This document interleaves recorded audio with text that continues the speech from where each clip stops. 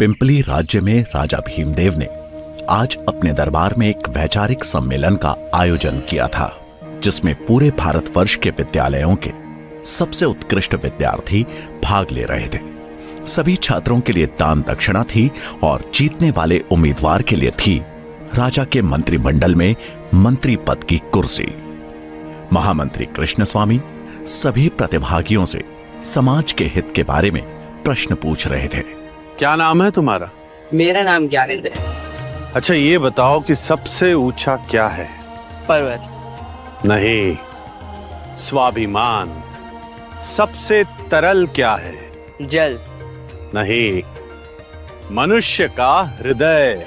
लेकिन अभी तक एक भी प्रतिभागी ऐसा नहीं मिला था जो उनके प्रश्नों के संतोषजनक उत्तर दे सके।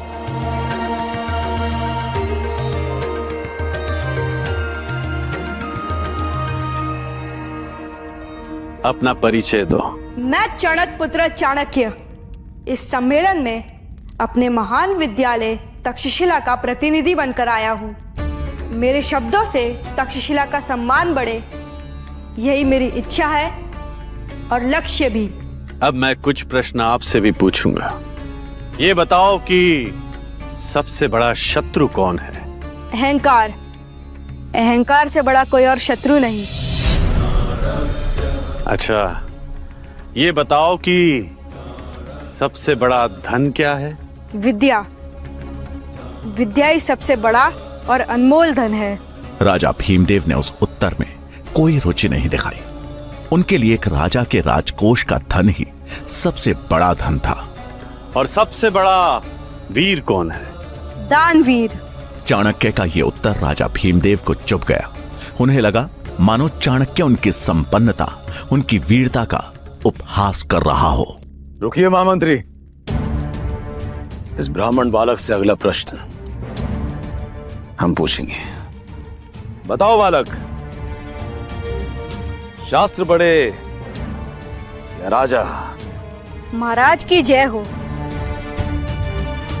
शास्त्र ही साम्राज्य की नींव रखते हैं और साम्राज्य राजा की, इसलिए सबसे पहले शास्त्र। तू अपनी सीमाएं भूल रहा बालक।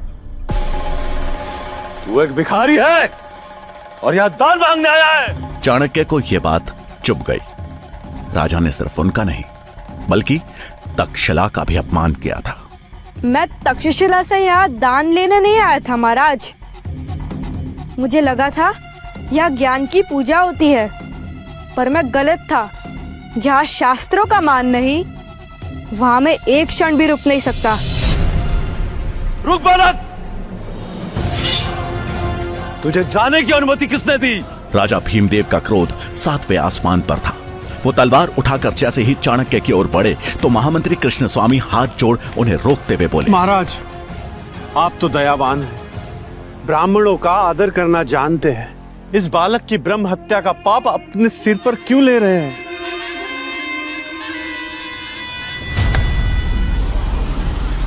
और एक बात गांठ बांध लो, अगर यही आचरण रहा तो जिस शिखा का तुम दम भर रहे हो ना, एक दिन ना तो वो रहेगी और ना ही उस शिखा को धारण करने वाला शीश।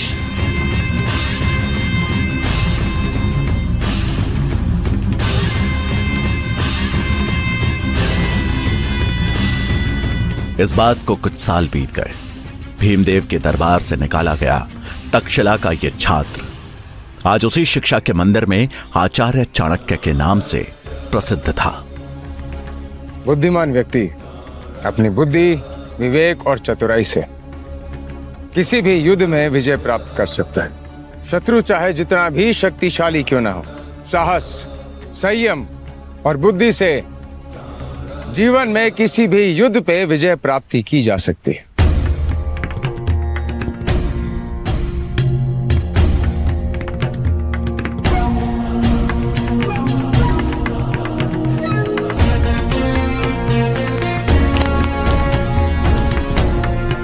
खबर सुन चाणक्य चकित रह गए।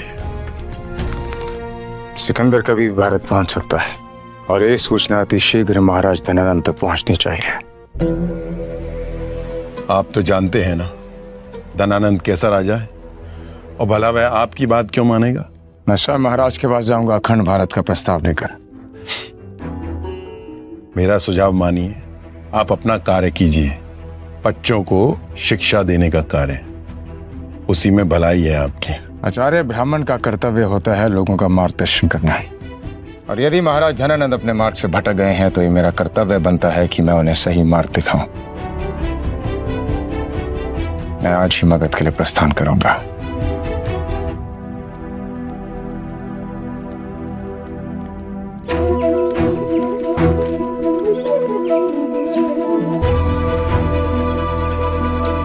चाणक्य तक्षशिला से मगध के लिए निकल पड़े और 5 दिन का लंबा सफर तय कर पहुंच गए मगध की राजधानी पाटलिपुत्र।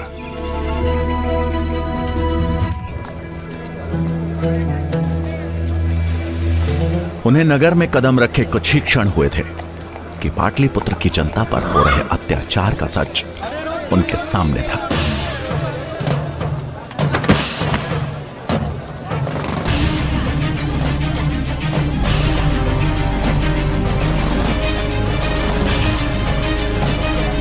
नगर के चौराहे पर कुछ सैनिक फांसी के फंदे से लटकते मृत शवों को नीचे उतार रहे थे। ये देख चाणक्य को समझने में देर नहीं लगी कि उन्हें सामूहिक मृत्यु दंड दिया गया है। और कितने लोगों को खोना होगा हमें, और कितने लोगों को मारोगे? अगर हम कर नहीं दे पाए तो क्या सारी प्रजा को मारोगी? ज्यादा बात करेगी ना तुझे भी फांसी पर लटका दूंगा। माता संभालिए शालू को। उठिए उठिए उठिए। मैं महाराज धनानंद के दरबार जा रहा हूं और मैं आपको बचा लूंगा। मैं उनके समक्ष प्रजा की पीड़ा अवश्य रखूंगा। तुमने इतना कह दिया, वही मेरे लिए बहुत है, पर वचन मत देना। तुम्हारे अंदर बहुत करुणा है बेटा, पर तुम जिसके पास जा रहे हो उसका लहू अब पानी बन चुका है। अपने अनुभव से कह रही हूँ बेटा। तुम्हें देने के लिए मेरे पास अगर कुछ है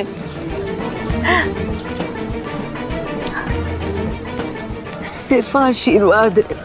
उस औरत ने उनके सिर पर हाथ फेरा और चाणक्य दृढ़ संकल्प लिए चल दिए राजमहल की ओर।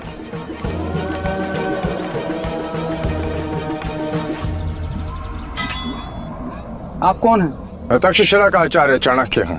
एक महत्वपूर्ण कारण हेतु मेरा महाराज धनानंद से मिलना अत्यंत आवश्यक है। महाराज अभी व्यस्त हैं, आप यहाँ प्रतीक्षा करिए, मैं अभी महाराज को संदेश भिजवाता हूँ।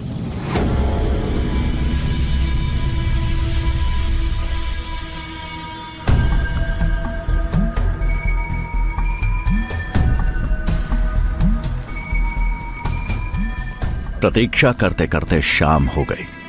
चाणक्य को समझ आ गया कि अब सीधे हाथ से घी नहीं निकलने वाला, उंगली टेढ़ी करनी ही पड़ेगी।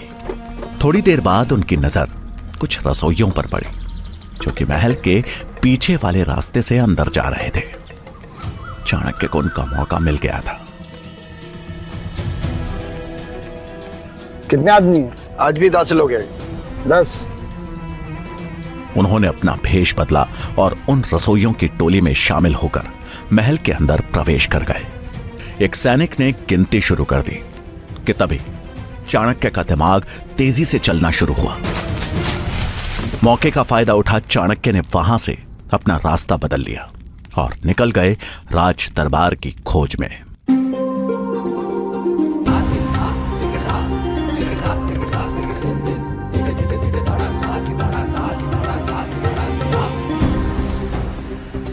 वो एक जगह रुक वापस अपने भेष में आए और कुछ ही देर में वो राज दरबार के अंदर थे। लेकिन ये क्या, राज दरबार में कोई राजसभा नहीं बल्कि सुंदरियों का नृत्य चल रहा था।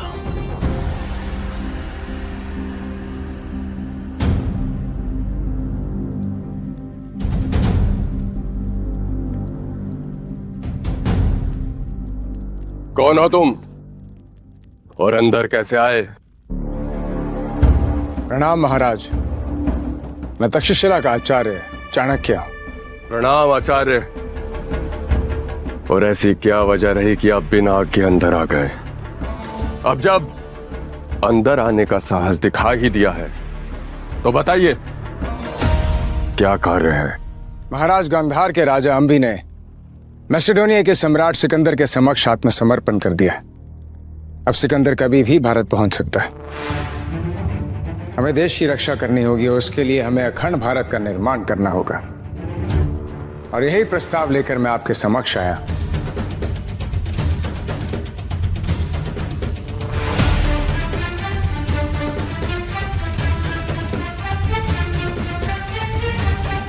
अपने घुटने पर बैठो।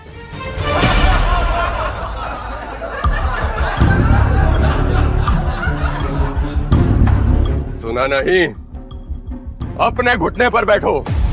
चाणक्य ने इस अपमान को सह लिया, क्योंकि उस समय उनके मन में सिर्फ और सिर्फ प्रजा और देश की चिंता थी।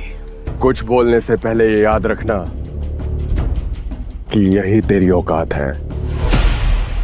महाराज, बहुत हुआ चाणक्य। 2 कौड़ी के शिक्षक हो तुम। अब तुम मुझे बताओगे कि राज्य कैसे चलाना है। तेरा भाग्य अच्छा है कि हम ब्राह्मण की हत्या नहीं करते, अन्यथा तेरा सर अभी तक धड़ से अलग हो चुका होता। चुपचाप अपना कार्य करो। युद्ध के बारे में सोचना और करना हमारा काम है। क्षमा कीजिए महाराज, किंतु यह राज्य जितना आपका है उतना हमारा भी है। और इसी कर्तव्य का पालन करने हेतु मैं आपसे मदद मांगने आया था। किंतु आप तो यहाँ नृत्य और मदिरापान में लीन हैं। और यदि ऐसा ही चलता रहा तो शीघ्र ही समस्त भारत का सर्वनाश हो जाएगा। सिकंदर जब मगध के ऊपर आक्रमण करने की योजना बनाएगा तब हम उससे निपट लेंगे। इससे पहले कि हम भूल जाएं कि तुम एक ब्राह्मण हो, जिस गति से यहाँ पर आए थे उसी गति से वापस लौट जाओ।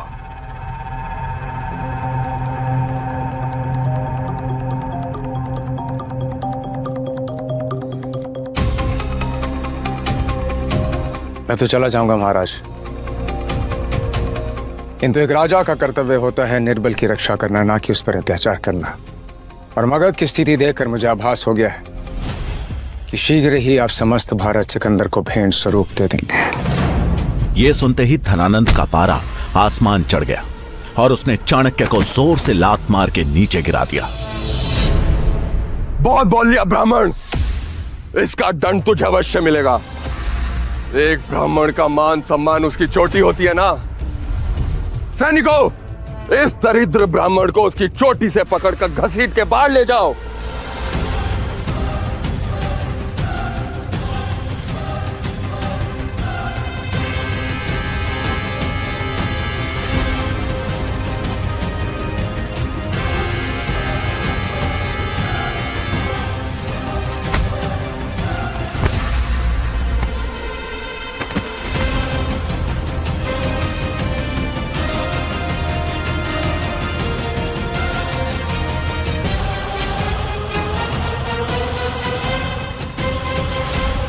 भूल होगी मुझसे जो तुझ जैसे पापी से मैं इस देश को बचाने की उम्मीद रख बैठा।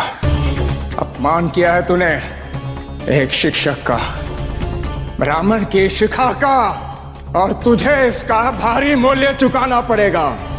मैं चाणक पुत्र चाणक्य, तक्षशिला का आचार्य, धरती और आकाश समेत 10 दिशाओं को साक्षी मानकर आज ये प्रण लेता हूं, जब तक तेरे और तेरे नंद वंश का समूल नाश नहीं कर देता, जब तक इस राज सिंहासन पे किसी योग्य राजा को नहीं बिठा देता, मैं अपनी शिखा नहीं बांधूंगा।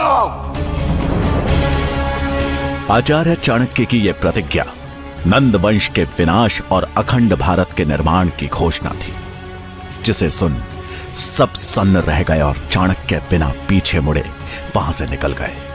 सैनिकों,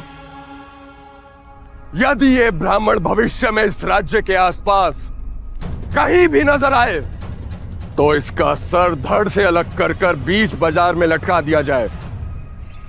धनानंद से मिले अपमान के बाद चाणक्य ने उसी दिन मगध छोड़ दिया और अब आचार्य चाणक्य के जीवन का एक ही लक्ष्य था, एक ऐसे राजा को चुनना जो धनानंद की राजगद्दी छीन सके।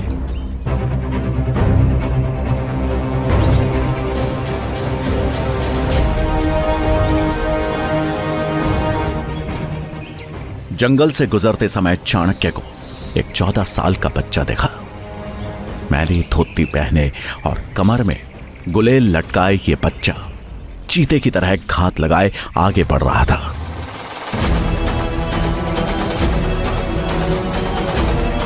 कुछ दूर पीछे चलने के बाद चाणक्य ने देखा कि वो बालक जिन 2 लोगों का पीछा कर रहा है वो भी एक अकेले जा रहे यात्री का पीछा कर रहे हैं।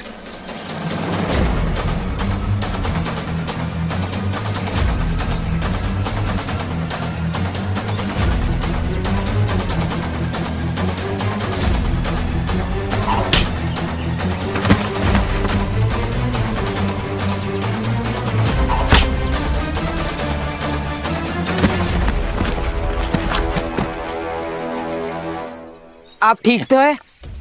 आपको चोट तो नहीं आई? तुमने आज मुझे सही समय पे बचा लिया, नहीं तो ये लोग तो मेरी जान ही ले लेते। अरे नहीं, ये लोग आपकी जान नहीं लेते, केवल आपको लूटकर यहाँ से चले जाते हैं। परंतु अब आप सुरक्षित हैं, आप यहाँ से जा सकते हैं। धन्यवाद।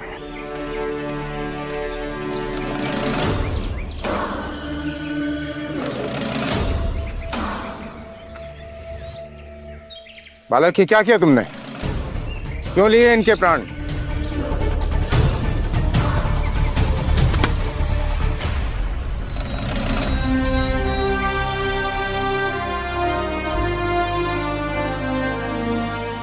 ये दोनों लुटेरे हैं और अक्सर चाकू की नोक पे यात्रियों को लूट लेते हैं। अगर आज मैं इन्हें नहीं मारता तो उन यात्रियों के साथ हादसा हो सकता था। परंतु अब चिंता मत कीजिए, ये दोनों कुछ समय बाद उठ जाएंगे और तब तक वो यात्री भी कहीं दूर निकल चुके होंगे। तुम इतने विश्वास से कैसे कह सकते हो कि इन्हें कुछ नहीं हुआ? क्योंकि मैंने उन्हें एक ऐसी जगह मारा है जहाँ पे वो केवल मूर्छित हुए हैं, उन्हें चोट नहीं आई है। ये दोनों भी अपनी परिस्थितियों से विवश है, परंतु इसका मतलब ये तो नहीं कि चोरी करे। मेरे लिए वो यात्री और ये दोनों चोर एक समान है।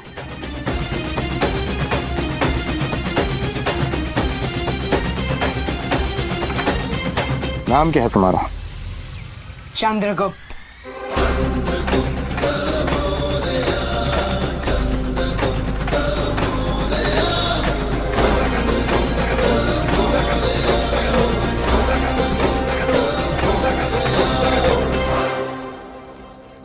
इस बालक में मुझे मगध का भविष्य दिखाई दे रहा है। एक राजा में दया और वीरता का संतुलन होना चाहिए।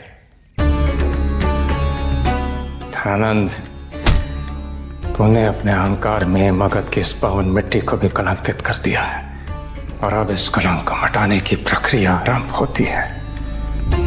अधिक समय नहीं है तेरे पास, शीघ्र ही तेरे रक्त से मगध की इस पावन धरती को सिंचित किया जाएगा।